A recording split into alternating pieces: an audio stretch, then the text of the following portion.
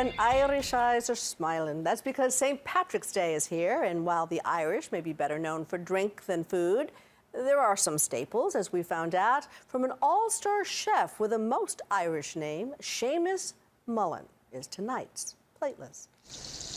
So, Marsy dotes and dozy dotes, little lambsy divey, a kiddly divey too, wouldn't you? Kiddly divey too, wouldn't you?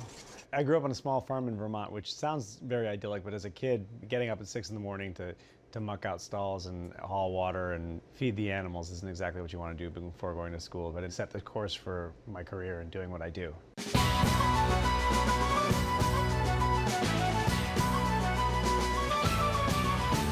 I'm going to start with these Yukon Gold potatoes and chopped cabbage, and everything just gets cooked together. It gets boiled, as it were. In Irish cooking, there's a lot of boiling. This is fresh bacon. It's pork belly. It hasn't been cured. Add enough water to cover it. And that's going to go for about 45 minutes or an hour. And just till it's tender, you want the potatoes to be all kind of cooked down, the cabbage to be braised down, and the pork belly to be cooked through. So we'll do some butter and get this foaming. Apples that get sauteed in, just enough to kind of cook them down. So this is the cold cannon as it comes out of its boil. Really hearty, cold weather food. There you have it. Happy St. Patrick's Day.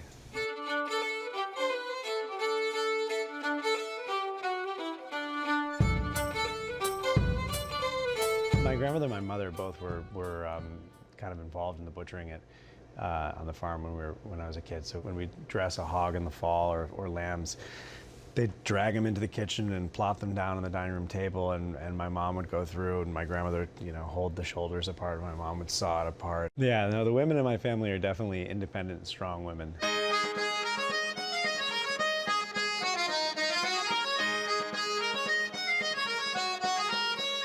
I'm gonna take beautiful hen's egg, crack this here.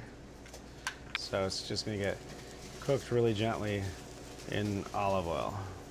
Some wild mushrooms, shallot, some sliced garlic, cook it just for a minute. And now the oats. So nice steel cut Irish oats.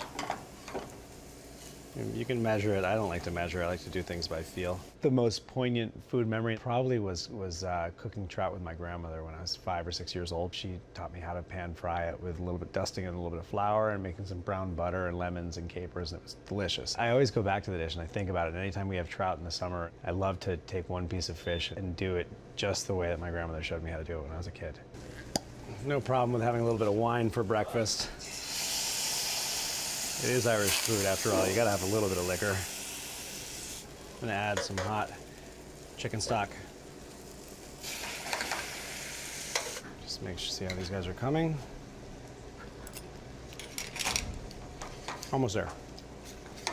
I'm gonna add some Irish cheddar. Obviously, you don't have to use Irish cheddar, but we're trying to keep this pretty Irish since it's St. Patrick's Day. This is gonna give it a nice creamy, cheesy yumminess that'll go really well with the eggs. Nice bowl of savory oats. This beautiful egg that we poached in olive oil. Really nice kind of alternative to sweet oats, taking the Irish thing and bringing it to Spain a little bit and bringing it to my childhood in Vermont. Super hearty.